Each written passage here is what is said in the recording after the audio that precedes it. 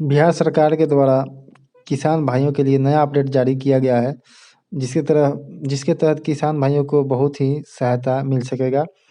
तो वीडियो में बने रहिए, उसी के बारे में जानकारी मिलेगा। जैसे कि नोटिफिकेशन में देख सकते हैं कि ये जो नोटिफिकेशन है लघु जल संसाधन विभाग के द्वारा आया है, जिसमें विभागीय योजनाओं के सतत पर्यवेक्षण के लिए कॉल सेंटर की स्थापना की गई है, जिसका लाभ कोई भी किसान व्यक्ति ले सकते हैं। लघु जल संसाधन विभाग, बिहार सरकार, किसान कॉल सेंटर।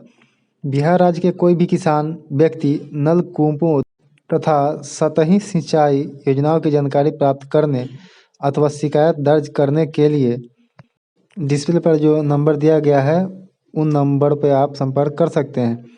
स्रोत प्रतिवेदन 2021 से 2022 लघु जल संसाधन विभाग। और इसका कुछ दिन में ऐप भी आने वाला है, जिसके द्वारा आप ये और भी आसान हो जाएगा। वीडियो अच्छा लगा तो वीडियो को लाइक कर दीजिएगा। चैनल पे नया है तो चैनल को सब्सक्राइब जरूर कर लीजिएगा, क्योंकि बिहार की सभी छोटी बड़ी अपडेट इस चैनल पे आते रहते हैं। वीडियो देखने के आपका बहुत बहुत धन्यवाद।